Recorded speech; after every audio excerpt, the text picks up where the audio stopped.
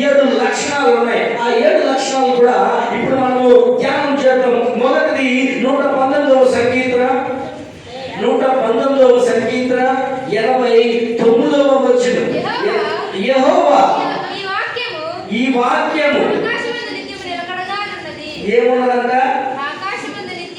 ఆకాశమందు నిత్యము నిలకడగా ఉన్నదంట. ఓ ఊగిపోలేదు, పడిపోలేదు, కొట్టిపోలేదు, నిలకడగా ఉంది. మనం ఎలా ఉండాలంటే నిలకడగా ఉండాలి. సంఘంలో కొంతమంది ఉంటారు బాప్తిస్మం తీసుకున్నటువంటి ఓ 2 నెలల్లో భయపించండి ముందు వెళ్ళిపోతారు ప్రార్థనకి. కానీ రాను ఏమైపోతా ఉంటుంది? లేజినెస్ పెరుగుతుంది, అలసత్వం పెరిగిపోతుంది, బైబిల్ అనుసరిస్తూ ఉంది. మెలకువగా ఉండాలి, చురుకుగా ఉండాలి. ఎంతమంది ఉన్నారు ఈ మందిరంలో? ఎంతమంది 10 గంటలకి మేము మందిరానికి వచ్చామన్నారు వాళ్ళు? చేతులుగా ఒకరైనా 10 గంటలకు నేను మందిరంలో ఉన్నానండి అన్నవాళ్ళు ఎవరైనా మన మందిరంలో చేతులెత్తగలరా? ఏది మన చురుకుగా, ఏది మన యొక్క దేవుని మందిరం పట్ల ఆసక్తి? అది ఎలా ఉన్నది? నువ్వు ఏ దృష్టిలో చూస్తావో అదే దృష్టిలో నీకు దేవుడు చేస్తాడు. దేవుడు నామానికి మహిమ కలుగును గాక. హల్లెలూయా. నువ్వు ఆయన ఏమడుగుతావో అడిగింది నీకు డబల్ ఇస్తాడు. నువ్వు ఏ హృదయంతో ఉంటావో నీకు అదే జరుగుతుంది. ఈ లోకం నీకు ఏం చేయాలని కోరుతుందో మీరు అది మొదట చేయాలి. దేవుడి నామానికి మహిమ కలుగు. మొదటిది నిత్యమైనది. 2 చూద్దాం. రెండవ తిమోతి రాసిన పత్రిక 3వ అధ్యాయము 16వ వచనం. దైవజనుడు సన్నద్ధుడై ప్రతి సత్కార్యములకు పూర్ణముగా సిద్ధపడి ఉండినట్లు దైవావేశము వలన కలిగిన ప్రతి లేఖనము దేని వలన కలిగినట? ఈ లేఖనము దైవావేశము వలన కలిగిందండి. ఏదో గుణామణిగా ఊహించేసి రాసలో రాసిన వాక్యం కాదండి. ఎవరే కథ కట్టుకథగా రాసేసింది కాదు. జనాలను మెప్పించడానికి రాసిన వాక్యం కాదు ఇది. దైవావేశము వలన. దేవుని నామానికి మహిమ కలుగును గాక. ఈ బైబిల్లో ఉన్న మాట ఏది నిరర్థకం కాదు. ప్రతిదీ కూడా ఒక సందర్భంలో నీ జీవితంలో తగిలింది. అప్పుడు దాన్ని నీకు అర్థమవుతా ఉంటుంది. దేవుని నామానికి మహిమ కలుగును గాక.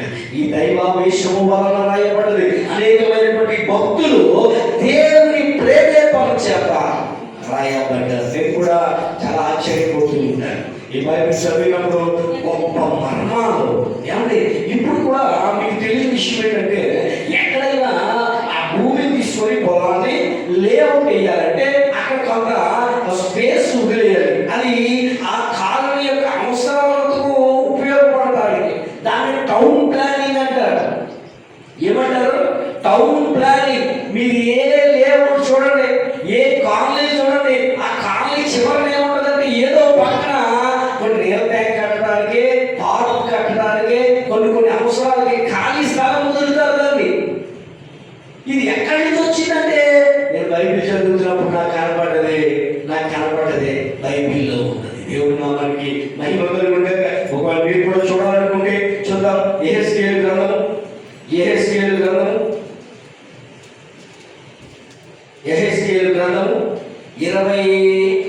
48వ అధ్యాయము. త్వరగా తీయండి. యెహెజ్కేలు గ్రంథము 48వ అధ్యాయము.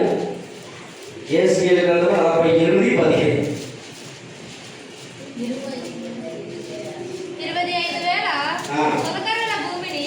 48 ఒకసారి అనుకోండి. 48:15. ఏం త్వరగా చదవండి. 25,000 కొలకర్రల భూమిని 25,000 కొలకర్రల భూమిని వెడల్పు కలిగి మిగిలిన 5,000 కొలకర్రలు గల చోటు గ్రామకంఠముగా ఏర్పరచబడినదై పట్టణములోని నివేశములకు మైదానములకు అక్కడ వచ్చును. దాని మధ్య పట్టణము కట్టబడును. కొంత ప్లేస్ వదిలేసి అక్కడ ఏం కట్టాలంటే మైదానం వదలాలి, అంటే పార్కు, ఖాళీ ప్లేస్ వదలాలి. దాని అర్థం అది. ప్రతి కాలనీ చూడండి, ఇవి లేఅవుట్ ఇచ్చారు కదా, ఈ లేఅవుట్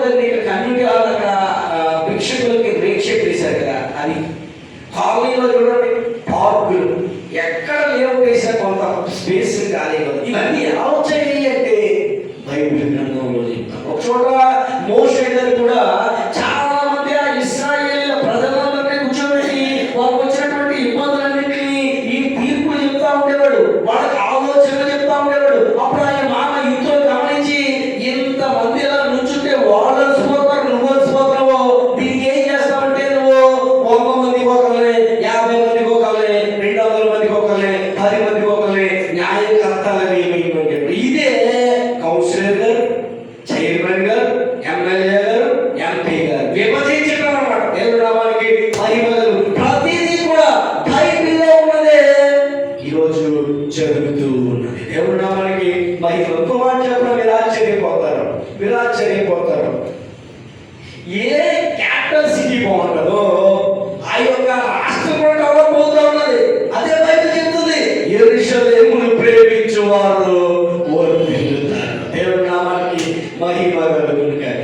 అక్కడ నీతి కాలువల వారు నాటబడినవి, ఆకు వాడక కాలమందు ఫలమిచ్చు చెట్టు వలె ఉంటారట. ఏ పట్టణం డెవలప్ అయినా కాలువల వారు, నదుల వారు ఉన్నటువంటి పట్టణాలు డెవలప్ అయినాయి. కావాలంటే మీరు గూగుల్లో సెర్చ్ చేసుకోండి.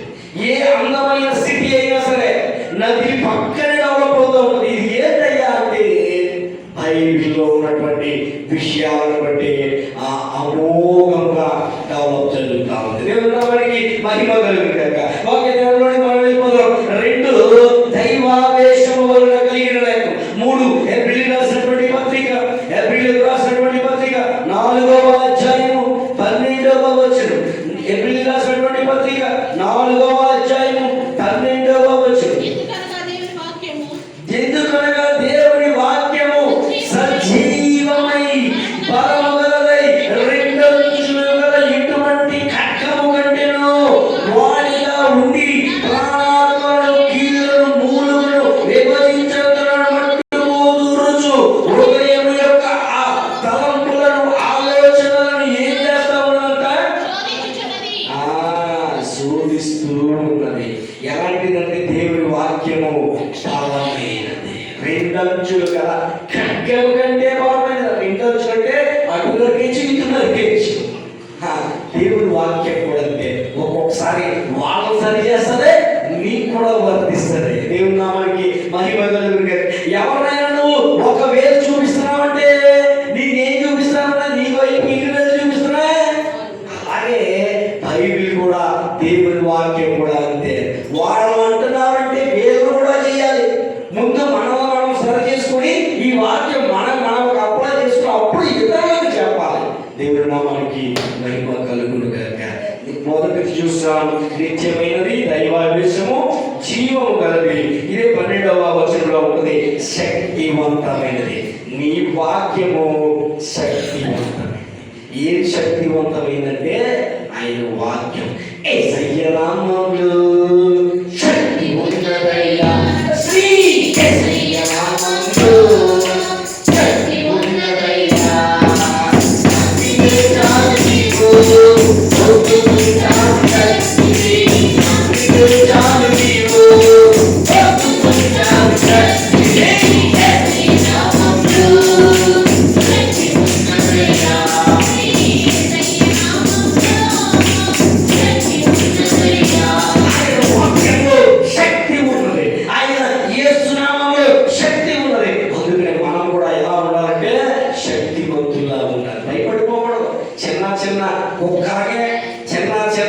పురుగులకి భయపడిపోతూ ఉంటారు కొంతమంది. పాములను సింహాలను ఏం చేద్దాం? సింహాలను కూడా ఎదిరించారు. వచ్చేద్దాం వాక్యకారంలో వెళ్ళిపోదాం. ఇంకా చూస్తే 19వ సంకీర్తన 7వ వచనం. 19:7. యెహోవా నియమించిన ధర్మశాస్త్రము యథార్థమైనది. ఏంటంట వాక్యము? ఏంటంట? యథార్థమైనది. ఇంకా చూస్తే సత్యమైనది. సత్యమేనా ఈ వాక్యము? సత్యమా? ఈ వాక్యమే. ఎంత డిఫరెన్స్ చెప్పండి. ఆహారు అతి హేళనమైనది. తప్పుడు పట్టిన మనిషి పట్టాలన్నా కూడా తేడా వచ్చిందంటే ఎక్కేస్తాను, మంచి చేసిందంటే అంతే. దేవుడు నామానికి మహిమ కలుగుతుంది. దేవుడు నేను దీవించుగా మీ జ్ఞానాన్ని అనేకులకు మీరందరూ కూడా అంత జ్ఞానాన్ని మనందరికీ దేవుడు దయచేయను. వచ్చేద్దాం. ఏమండి, నీ వాక్యమే సత్యం. ఈ యథార్థమైన యోహాను సువార్త 17:17 నీ వాక్యము సత్యం. ఇప్పుడు అంటే యథార్థమైనది, అబద్ధం కాదు, ఇది కల్పితం కాదు, కట్టుదల కాదు, పురాణాలు కాదు. ఏంటంట యథార్థం. బైబిల్లో రాసినటువంటి ఆ ప్రాంతాలు ఉన్నాయి. ఉప్పు సముద్రం ఇప్పటికీ ఉంది. అదిగో లోతు యొక్క ఉప్పు స్తంభం ఇప్పటికీ ఉంది. మృత సముద్రం ఇప్పటికీ ఉంది. యేసు సిలువ వేసినటువంటి ఆ సమాధి ఎప్పటికీ ఉంది అక్కడ. ఆ గొల్గొతా కొండ ఉంది. ఇంకా యేసు బాప్తిస్మం తీసినటువంటి యోర్దాను నది ఇప్పటికీ ఉంది. ఇవన్నీ కూడా యథార్థమైనటువంటి విషయాలు. దేవుని నామానికి మహిమ కలుగు. ఇంకా చూస్తే 19వ సంఖ్యన 7వ వచనంలో యెహోవా నీ శాసనములు నమ్మకమైన దేవుడవైన నీవే నమ్మకమైన దేవుడవైన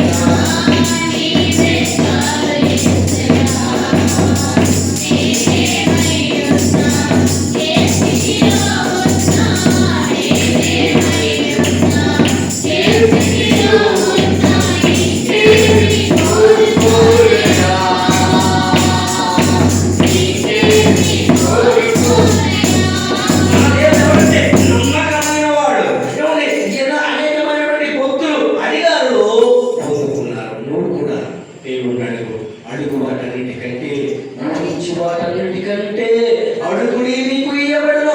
బైబిల్ గ్రంథం సెలవిస్తోంది. నువ్వు అడుగు, ఆయన నీకు ఖచ్చితంగా ఇస్తాడు. ఎలా అడగాలంటే ఆయన చిత్తానుసారంగా. అంతేగాని నేను కష్టం పొడి చేసి నన్ను నిర్దోషిగా చేయి ప్రభు అంటే చేస్తాడా? అడగట అనుకో విధానం. మనం కూడా ఈ లోకంలో ఏదైనా స్కీమ్లో పెట్టాలన్నా, ఏదైనా పెన్షన్ పెట్టాలన్నా ఒక ప్రొఫారం ఉండాలండి. ఆ ప్రొఫారం ప్రకారం నువ్వేదే నీకు వస్తుంది. నువ్వేమో లోకంలో ఉంటావు, నువ్వేమో పక్కోడిని క్షమించవు, నువ్వేమో పక్కోడికి ₹1 ఇవ్వవు, పక్కోడి పట్ల ప్రేమ నువ్వు. కానీ మీకు మాత్రం ఏదో చేయాలి, ఆశీర్వాదాలు చేయాలి. నువ్వు దీవించబడిపోవాలి. నన్ను ఎందుకు దీవించట్లేదు? ఎందుకు దీవిస్తాడంటే నీ క్రియలు ఎలా ఉన్నాయో నీ తలం కూడా అలా ఉండాలి. మీ హృదయం ఉంది దాన్ని బట్టి నోరు మాట్లాడినట్టుగా మీరు ఏం వింటున్నారో దాన్నే పోస్తారు. దేవుడు నామానికి మహిమ కలుగును గాక. ఇంకా చూస్తే 19వ సంకీర్తన 10వ వచనం. అవి బంగారు కంటెను, విస్తారమైన మేలు బంగారు కంటెను కోరదగినవి. తేనె కంటెను చివరిగా మధురమైనది యేసు ప్రేమ అనుకురానిది నా తండ్రి ప్రేమ అనుకురానిది నా యేసు ప్రేమ అనుకురానిది నా తండ్రి ప్రేమ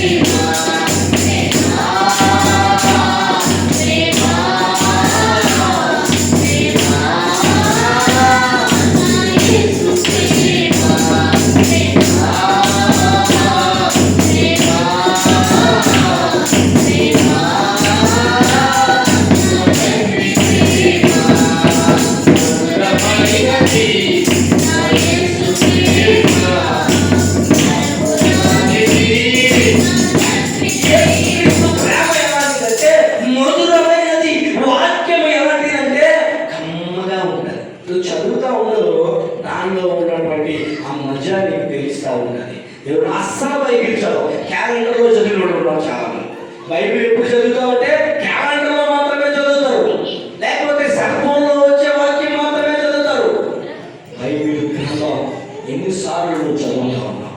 నిజంగా నేను చెప్తాను, నేను గొప్పవాడిని కాదు, కానీ ఎవరు బైబిల్ అయితే ఇలా నలిగిపోయి ఉంటుందో నేను నేనేం పెద్ద ఎలా చూపించుతాడు, నేనేం పెద్ద పెద్ద చదవలేదు, కానీ ఆ బైబిల్ గ్రంథం నలిగిపోయి ఉండాలి.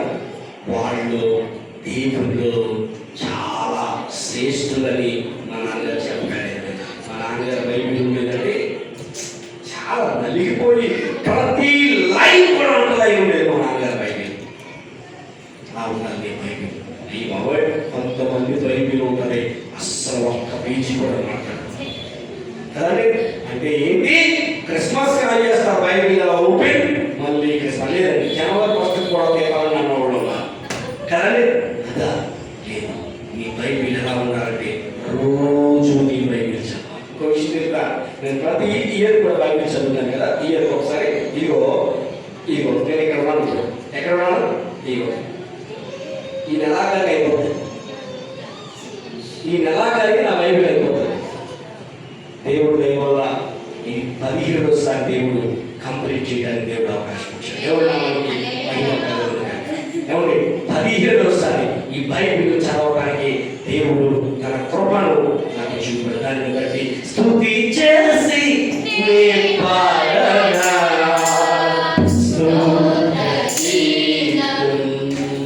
మీరు కూడా దయచేసి బైబిల్ చదవమని ప్రోత్సహిస్తాం. చూస్తున్నాం, ఇప్పుడు చూస్తాం. మొదటిది నిత్యమైనది, 2 దైవావేశం కలిగింది, 3 జీవం గలది, శక్తివంతమైనది, యథార్థవంతమైనది, నమ్మదగినది, మధురమైనది. దేవుని వాక్యం ఇచ్చే 7 ఆశీర్వాదాలు చూద్దాం. ఇప్పుడు ఏం చూద్దాం?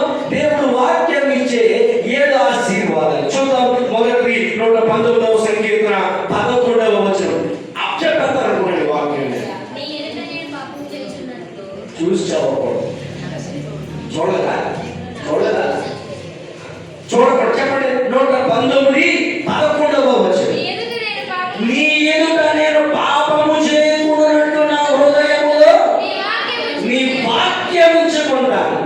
మన హృదయంలో దేవుడు వాక్యం ఉన్నదనుకో ఏం చేస్తాం? పాపం చెయ్యం. ఏమంటే ఆయన వాక్యం అంటే ఏంటో తెలియకపోతే పాపం చేస్తాం. నిన్నే మేము ధ్యానం చేస్తాం. ఒక సేవకుడు ఉన్నాడు. ఆయన ఎవరంటే బర్క్మ్యాన్ గారు. ఏం పేరు ఆయన పేరు? బర్క్మ్యాన్ గారు ఒక సేవకుడు ఉన్నాడంట. వారికి ఇచ్చినటువంటి పరిచయం ఏంటంటే దేవుణ్ణి విజ్ఞాపన చేయడం, దేవుణ్ణి స్తుతించడం ఆయన ఇచ్చిన పరిచర్య. అందుకని నాకు మెసేజ్ వస్తాయి కదా రోజుకి. నేను హైదరాబాద్ వెళ్ళాను వారి మీటింగ్కి.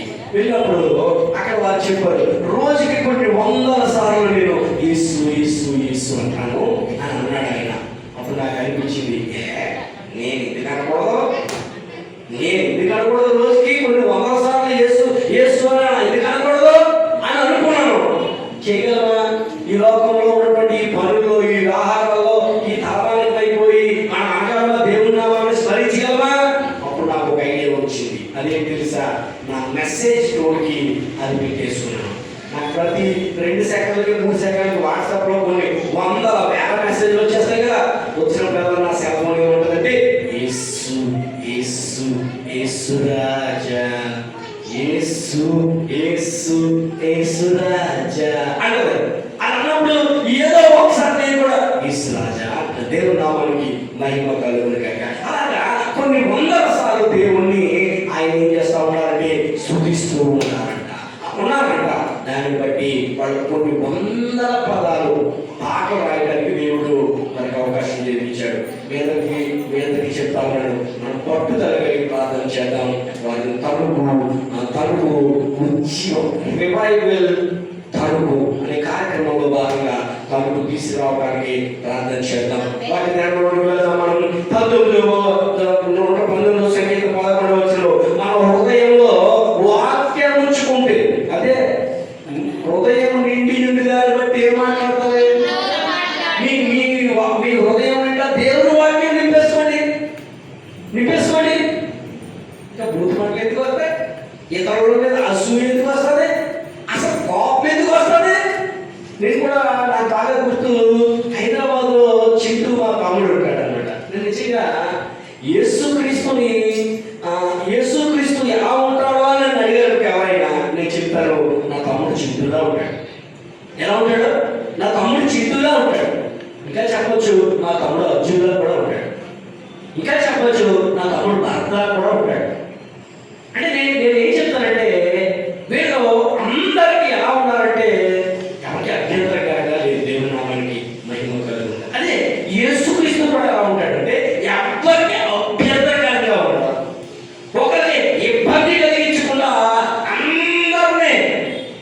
ఒప్పించుకుంటూ అందరికీ నచ్చుతూ వారి ముందుకు సాగుతాం. చాలా సందర్భాల్లో నాకు కూడా తెలుసు, తమ్ముడు అర్జును ఆయన ఇబ్బంది పడ్డాడు తప్ప మనల్ని ఇబ్బంది పెట్టాడు.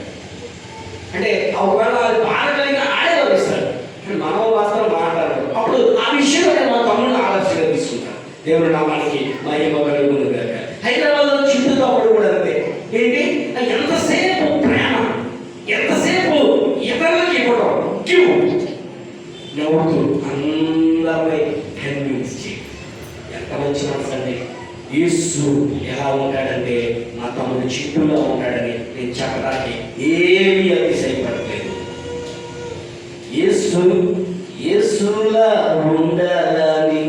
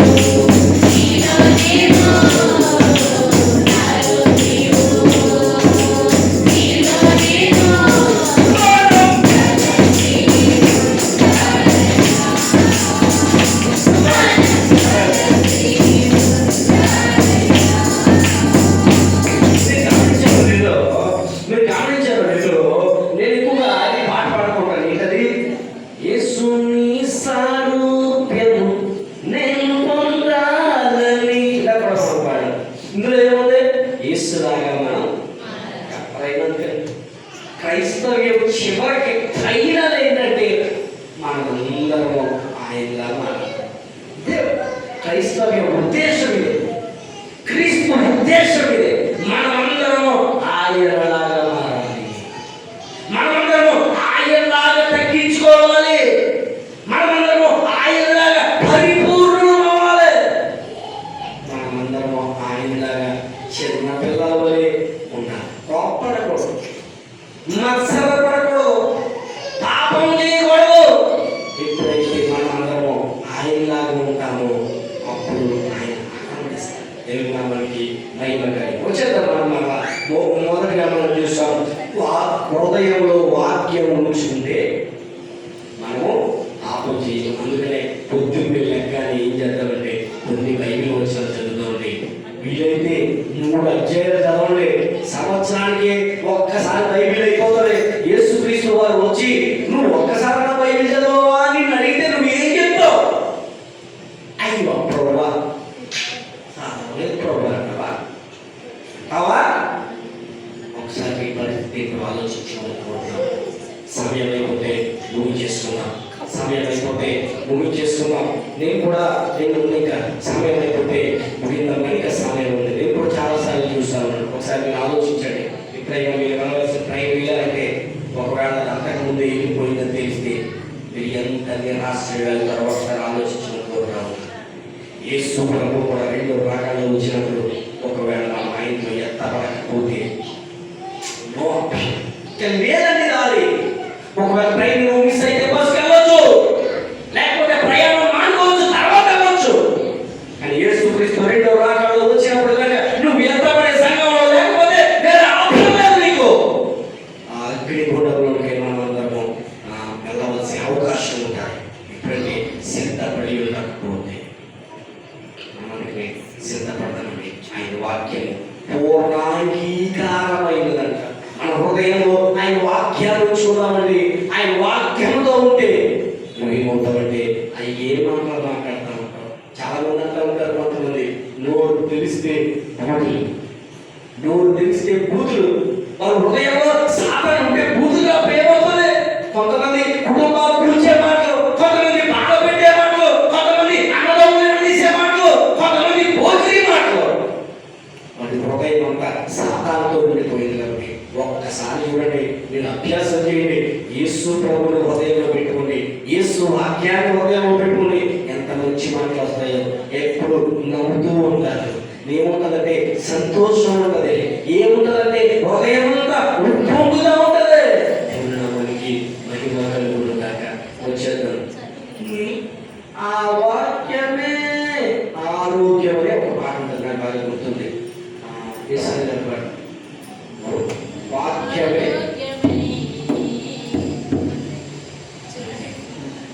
నీ వాక్యమే అని, ఆ వాక్యం ఏమైనదంటే మనకి ఆరోగ్యమే.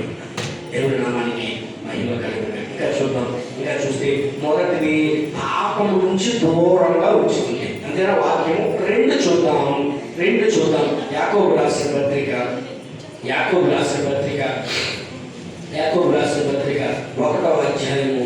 యాకోబు రాసిన పత్రిక 1వ అధ్యాయము 18వ వచనం. ఆయన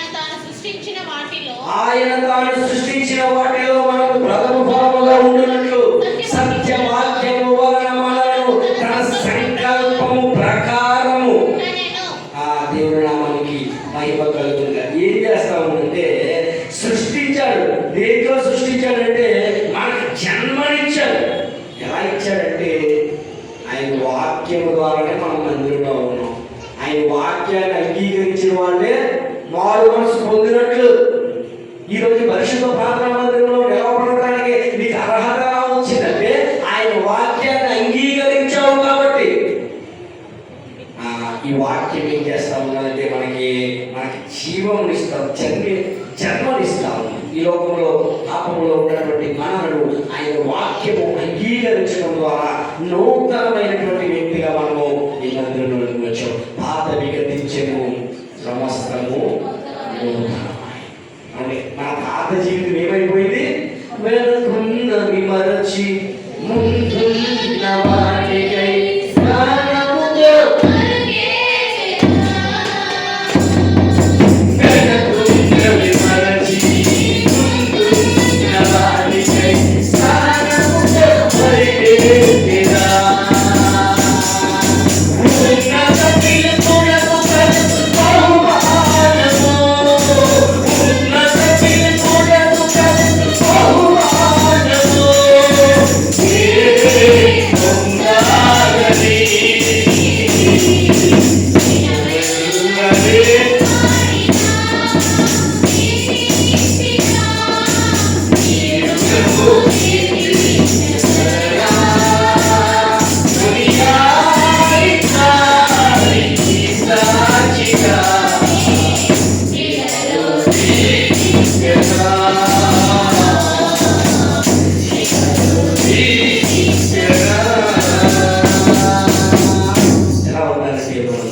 ఎలా ఉండాలంటే జన్మనిస్తూ ఉంది.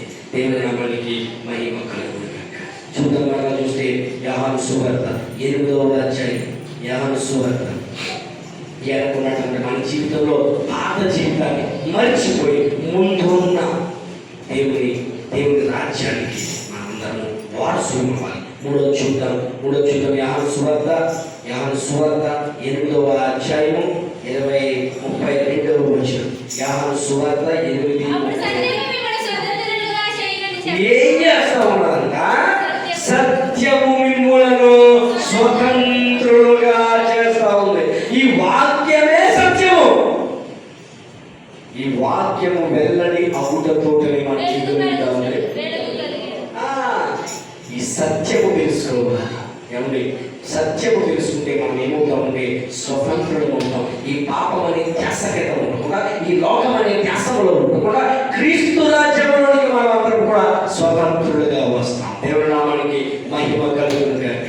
మొదటి మనం చూస్తాం, పాపం నుంచి దూరంగా ఉంచుంది. 2 సత్యంలో జన్మనిస్తుంది. 3 స్వతంత్రునిస్తుంది. తర్వాత యోహాను సువార్త 15వ అధ్యాయము 3వ వచనం. యోహాను సువార్త 15వ అధ్యాయము 3వ వచనం.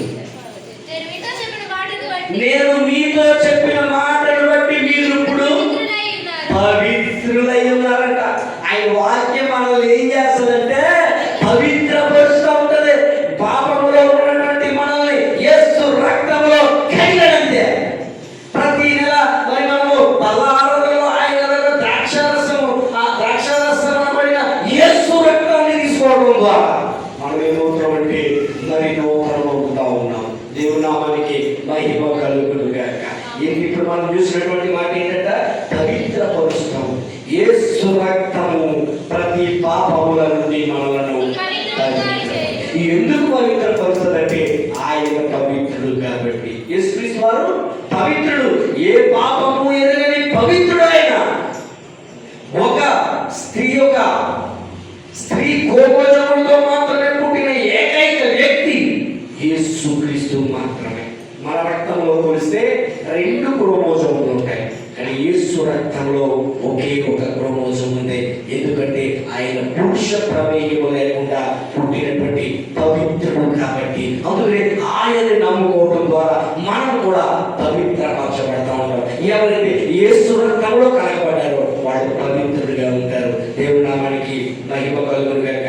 107వ సంకీర్తన ఇంకా చూద్దాం. ఇంకా వాక్యం ఏం చేస్తున్నది? 107వ సంకీర్తన 20వ వచనం.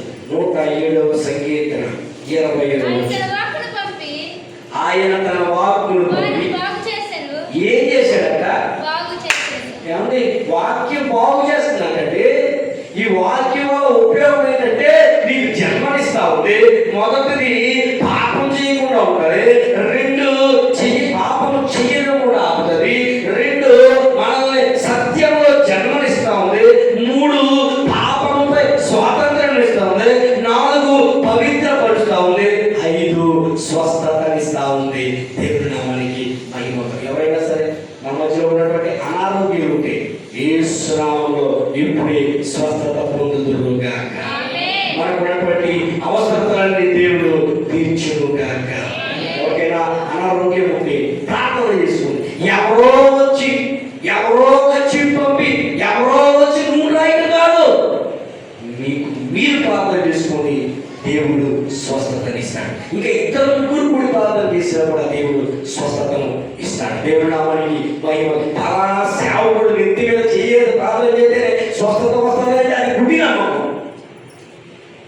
నీవు ప్రార్థన చేసినా కూడా యేసు ప్రభువును అంగీకరించిన ఏ సేవకుడు ప్రార్థన చేసినా నీకేమొస్తుందంటే ఏమొస్తుంది? స్వస్థతనే. ఆ నమ్మకం నీకు ఉండాలి. దేవుడి నామానికి మహిమ కలిగినగాక. వచ్చేద్దాం 119వ సంకీర్తన 130వ సంకీర్తన 130వ వచనం. 119 నీ వాక్యము వెల్లడేపుతోనే ఏం కలుగుతా ఉందంట? ఆ జ్ఞానం. వెలుగంటే ఏంటంటే జ్ఞానం. చాలా మంది చీకటిలో ఉన్న జనులు గొప్ప వెలుగు. ఆ జ్ఞానం నిన్ను వెలిగిస్తా ఉంది. ఈ వాక్యం నిన్ను వెలిగిస్తా ఉంది. అందుకే ప్రతి క్రిస్మస్ లో కూడా ఏం చేస్తా ఉంటారు? ఖచ్చితంగా క్యాండిల్ లైట్స్ వెలిగేదా ఒక జ్యోతిగా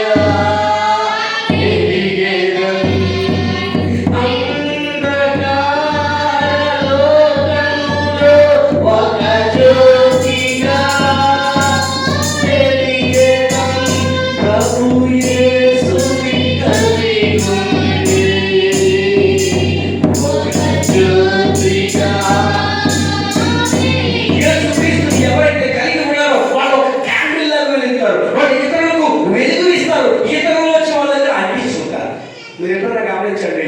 క్రిస్మస్ లో క్యాండిల్ పట్టుకున్నప్పుడు పక్కన వచ్చి మీరు వెలిగించున్నారా? వెలిగించుకోలేదా? అదే మరి వెలిగించుకోవాలి. మీ వెలుగును ఇతరులకు పంచాలి. అదే యేసుక్రీస్తు లోకానికి ఎలా వచ్చాడంటే వెలుగుగా వచ్చాడు. వెలుగు కలుగుని పలకగా వెలుగు జరిగింది. ఆయన వెలుగుగా వచ్చాడు, నిన్ను వెలిగించడానికి వచ్చాడు. మనం కూడా అనేకులకు వెలుగుగా ఉందాము. దేవుని నామానికి మహిమ కలుగునుగాక. తర్వాత లాస్ట్ లో 10వ రోమీయులకు రాసినటువంటి పత్రిక బైబిల్ ఎవరు ఆలోచించారు?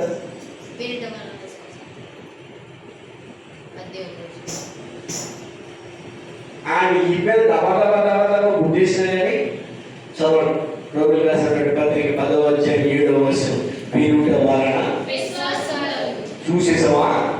మరి నీకు చెప్పు, నువ్వు చెప్పొచ్చు. చెప్పాడు వీరుట వలన విశ్వాసం వస్తుంది. అది వినుట, అది దేవుడి గురించిన మాట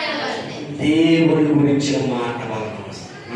వస్తుందంటే విశ్వాసం వస్తుంది. దేవుడి నామానికి మహిమ కలుగును. ఆయన వాక్యము వల్ల విశ్వాసం వస్తుంది. మీరు గమనించండి, ఇదిగో విశ్వాసం ద్వారా అంటే నిన్న నేను చదవను చాలా అద్భుతంగా. ఒకసారి మీరందరూ కూడా బైబిల్ తీయండి, ఒకసారి మీకు చూపిస్తాను. 11వ హెబ్రీయులకు రాసినటువంటి 11వ అధ్యాయం, హెబ్రీయులకు రాసినటువంటి 11వ అధ్యాయం, దాన్ని ఏమంటారంటే విశ్వాస వీరుల లేదా చదవండి. ఈ విశ్వాసం ద్వారా దేవుడు అద్భుతాలు చేస్తాడు. ఈ విశ్వాసం ఎలా వస్తుందంటే వినుట ద్వారా విశ్వాసం. ఆ వినుట క్రీస్తు గురించినదై ఉండాలి. వాట్సాప్ అవ్వకూడదు, లేకపోతే టిక్టాక్ అవ్వకూడదు, లేకపోతే ఇన్స్టా వల్ల పెట్టావు. ఏముంటుందంటే క్రీస్తు గురించిన మాట వల్ల నీ విశ్వాసం వస్తుంది. దేవుడి నామానికి మహిమ కలుగును. మీకు ఎప్పుడైనా మీ ఇబ్బందులు ఉంటే, మీకు ఎప్పుడైనా అసంతృప్తి ఉంటే విశ్వాస వీరుల క్రమబట్టిగా ఆ హెబ్రీయులకు రాసినటువంటి పత్రిక 11వ అధ్యాయం చదవండి. దేవుడు మీ విశ్వాసాన్ని వృద్ధి పొందించును గాక. దేవుడి నామానికి మహిమ కలుగును. కళ్ళు మూసుకుందాం, ప్రార్థన చేద్దాం.